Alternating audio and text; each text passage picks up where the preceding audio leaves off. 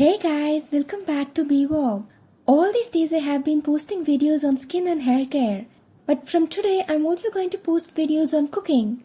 I hope you all like it and support me. So the first recipe that I'm going to do today is Chicken Biryani.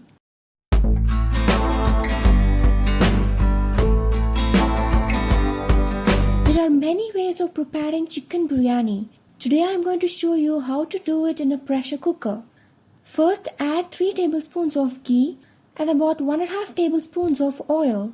Once it's nicely heated, add the whole spices, bay leaves, star anise, cinnamon, cloves and cardamom. Saute for a minute and add 2 medium-sized onions. Once it turns transparent, add 2 green chillies.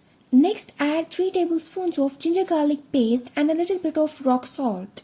Saute for a minute or two and add 1 medium-sized tomato. In the meanwhile, let's soak the rice in water. I am taking 1 full cup of rice. This measures about 250 grams. Wash the rice thoroughly before soaking it. The rice should be soaked for at least 20 minutes. Once the tomatoes are cooked, add chicken pieces to it. To 250 grams of rice, I am adding 250 grams of chicken. Saute for a minute and add 1 cup of thick curd. Next, add 2 tablespoons of biryani masala. Today I am using Shakti biryani masala. You can also use your homemade biryani masala. Next, add 1 to 1.5 tablespoon of kashmiri chili powder and add salt as per your taste. Saute continuously for 15 minutes on medium flame.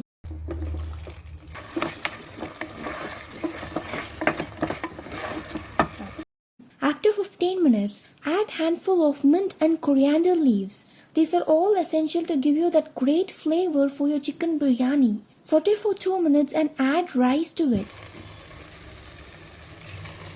I have added 1 cup of soaked rice, so I am pouring 1.5 cup of water to it. You can add the rice in this stage or even after adding the biryani essence. It's always good to add rice finally. Now check the seasonings and add enough salt as required.